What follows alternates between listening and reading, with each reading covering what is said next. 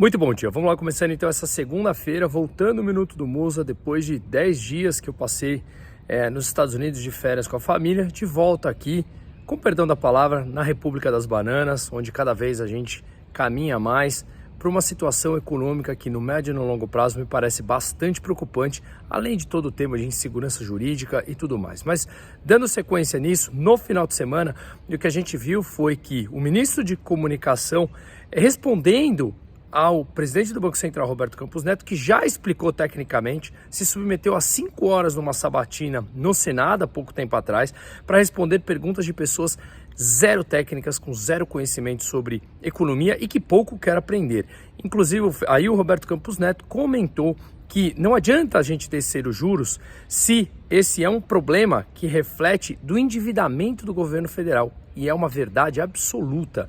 Se a gente derruba a taxa de juros, aquela curva de juros futura que é negociada livremente, por livre oferta e demanda, lá na Bolsa, ela continua para cima, ela continua exigindo mais juros, uma vez que o país continua arriscado. Então não adianta descer a Selic, que a curva futura continua alta e é ela que precifica os empréstimos de longo prazo. Mais uma vez, Roberto Campos Neto, obviamente, tem muita razão a explicar isso frente a ministros zero técnicos desse governo que, de novo, pouco querem entender sobre economia como um todo. E saiu uma matéria de Luiz César Fernandes, um comentarista, não sei se ele é economista, eu recebi aqui no Instagram, no WhatsApp, mencionando sobre que 20 bancos no Brasil deveriam fazer o teste da Basileia porque eles apresentam um índice de risco maior, ou seja, teriam menos capital do que se exige para enfrentar uma crise. Então o que ele está mencionando é fazer algum teste de estresse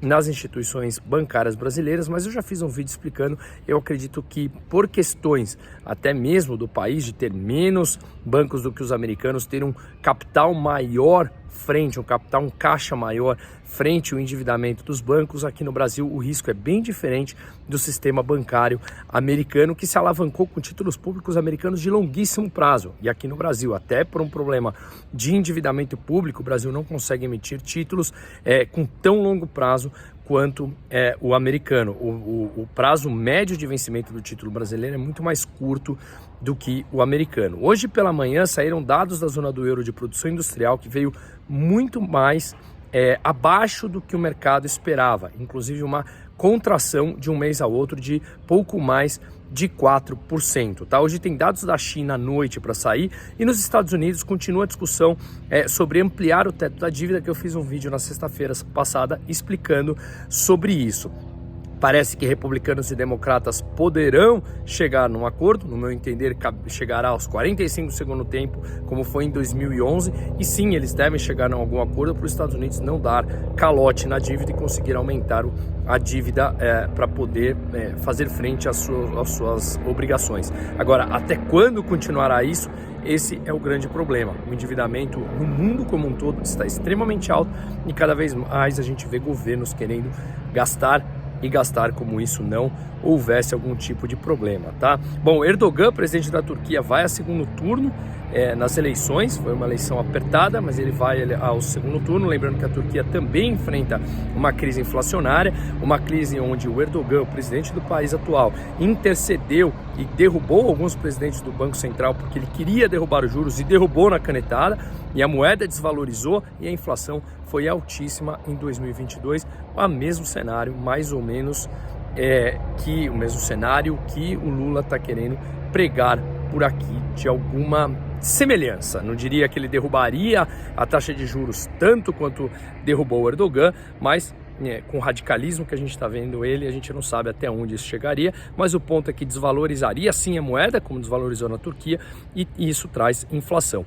E a Argentina, como eu também já fiz um vídeo sobre isso, explicando detalhes, mostrando gráficos, está lá no meu canal do YouTube, quebrou. Acabaram as reservas mesmo do Banco Central, a moeda já desvalorizou mais de 35% esse ano e agora já está praticamente certo que o governo não conseguirá mais conter, segurar na unha a moeda oficial, e o valor do oficial é mais de 100% do paralelo, daquele negociado na rua que já apresenta escassez, porque ninguém quer vender, já prevendo uma desvalorização maior da moeda oficial. E eles falaram que vão anunciar algumas medidas. Essas medidas são medidas mais intervencionistas, mais medidas de proteção do câmbio, de segurar o câmbio, enfim, e isso obviamente não tem resultado prático. O resultado é sempre diminuição do gasto público, que é um problema recorrente na Argentina nas últimas décadas e também no Brasil. Só que, claro, do Brasil é muito diferente sob o ponto de vista das reservas internacionais. O Brasil tem hoje uma reserva internacional alta de 360, 370 bilhões de dólares